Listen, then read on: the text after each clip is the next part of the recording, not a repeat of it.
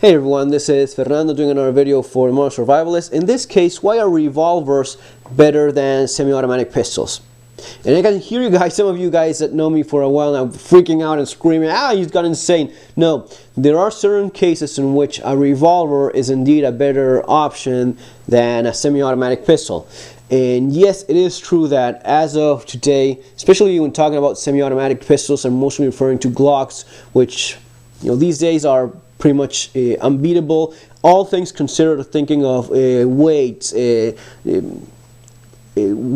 size, general user interface, accuracy, reliability, which is insane, ease of repair, all those things considered, as of today, the Glock just cannot be beaten. There was this guy I posted in my blog yesterday about the British Armed Forces replacing their high powers with the Glock 17 and saying that it's understandable when you want the best handgun there is these days to go for a Glock.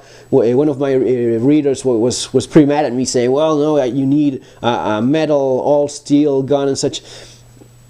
There's nothing wrong about that. But when you consider all those things, guys, these days, anywhere you go in the world, it doesn't matter where you are, what continent you are in, you walk into a class where people are practicing for self-defense with a handgun, half of those guys are going to be using a Glock pistol of some sort, no matter where in the planet you are. That says it all, in my opinion. First-time shooters that I've taken to a range myself, they all shoot better with a Glock, especially if I compare that to revolvers. With revolvers, people don't really shoot that well. It is extremely difficult to master. A nice Smith & Wesson Model 10 snubby revolver, 2-inch barrel. You have a short sight radius. The trigger is sweet, but at the same time, it's harder to shoot accurately, especially harder to shoot accurately and fast. Much harder than a Glock pistol by all means. So we're talking about the revolver being more delicate as well. The internal working mechanisms of a revolver are far more delicate and far less resistant to abuse and neglect than a semi-automatic. A good semi-automatic, not only Glocks, even comparing a high power or a 1911, if you disassemble that and then you disassemble a double-action revolver of any manufacturer, you will see how much complex the internal workings of a double-action revolver are in comparison. It is basically clockwork, very delicate and very intricate in mechanisms. On the other hand, the semi-automatic, it's more simple in terms of the design. Sometimes people tend to think, especially guys that like guns but aren't that knowledgeable, they tend to think that revolvers, being more old school kind of firearms, are therefore more simple and more resistant to abuse. And if you drop them in the dirt, a revolver is going to be more reliable. Really not the case.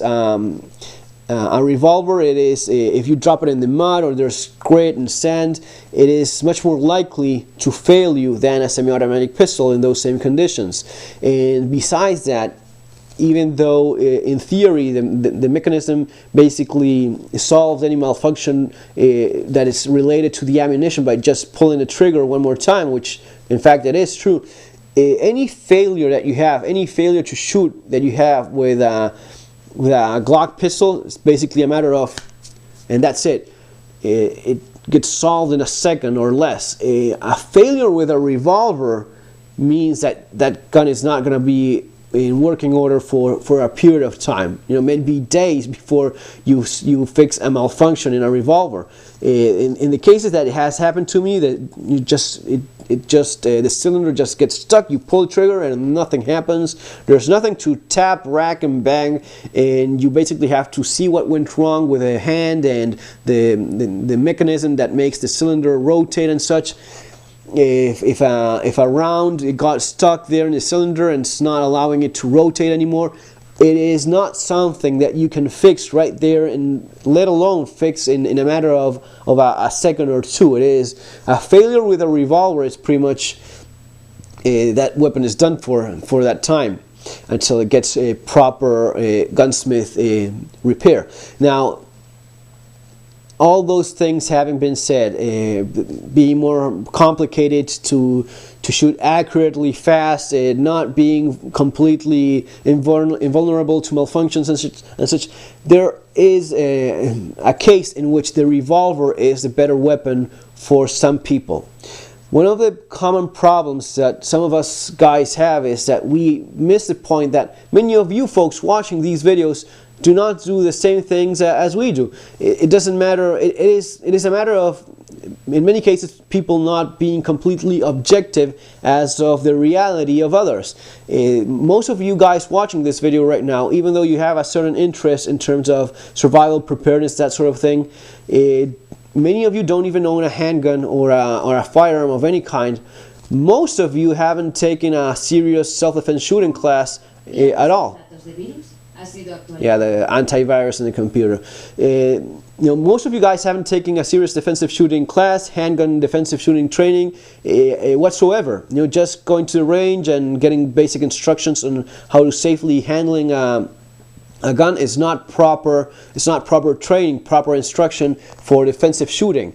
That's where the revolver comes in and wins. In spite of all its weaknesses, in spite of all its shortcomings for shooting, a 2-inch barrel revolver, shooting it accurately, it's not half as easy as shooting as accurately as you would do with a Glock 19 or a Glock 17. But for that kind of person that is not going to be taking the necessary training so as to master a semi-automatic weapon, in that case the revolver is the best option.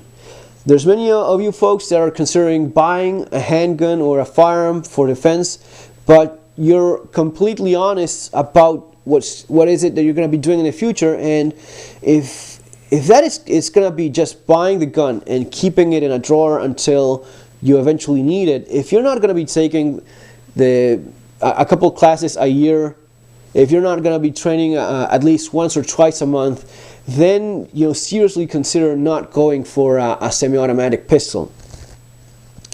I get it all the time through email and such, people that are not going to be doing the kind of training that is necessary so as to be proficient during stressful moments with a handgun.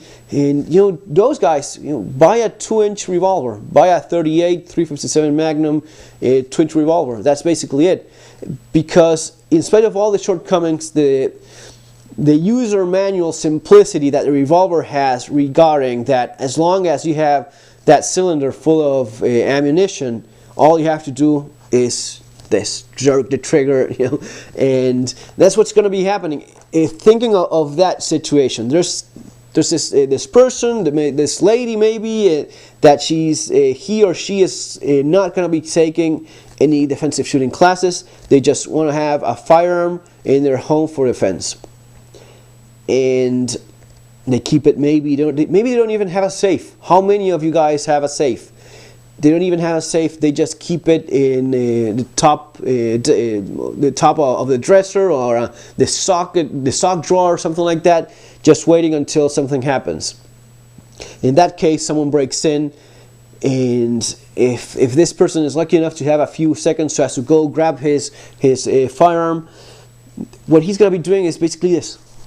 Jerking the finger like that, it's going to be an instinctive reaction of doing this. There's not going to be any aiming. There's not going to be any training coming back to life in that moment. You're not going to be falling back to your level of master training. You have no training whatsoever. You're going to be doing a very instinctive thing, which is that you punching out with a gun and doing this. So all the shortcomings of the revolver in terms of the trigger, in terms of accuracy, in terms of even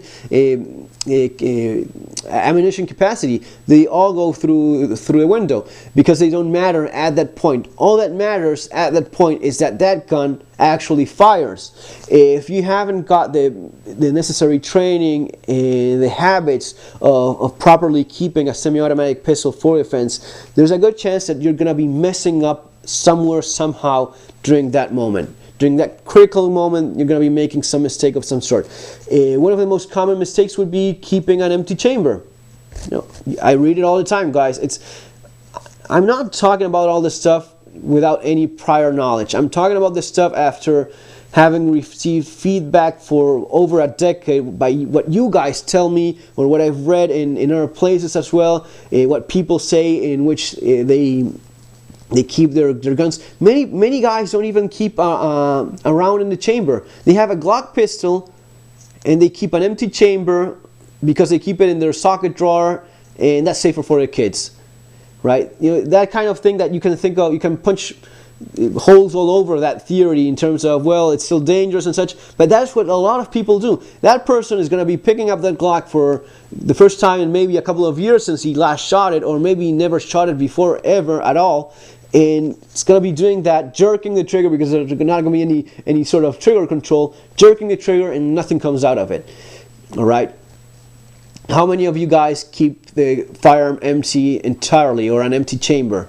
That's the kind of mistake that is going to be costing you. In terms of accuracy in follow-up shots, it is going to be an extremely close range situation, so the chances of you not being able to land a couple of shots at those ranges, at indoor ranges, which is basically contact distance. We're going to be talking about a case in which it's almost bumping at each other. The revolver is going to be more handy, especially a short barrel revolver is going to be more handy in terms of the attacker trying to struggle that firearm away from you. And again, all these things. Now, if you had proper training, someone tries to grab the barrel of your Glock 17, and you have practiced those drills in terms of what to do, how to fight back and such, that's great. But for the person that hasn't got that training and is not planning on getting that training, then the snubby revolver, the 2-inch 38 or 357 Magnum is definitely it. In spite of the low ammunition capacity, in spite of being a hell of a difficult gun to shoot accurately compared to a Glock, in spite of all those shortcomings, the revolver is definitely the 2-inch snubby revolver is definitely the gun I would recommend to someone that wants to have a firearm for self-defense in his home, but is completely honest about the amount of training that he or she is not gonna be having.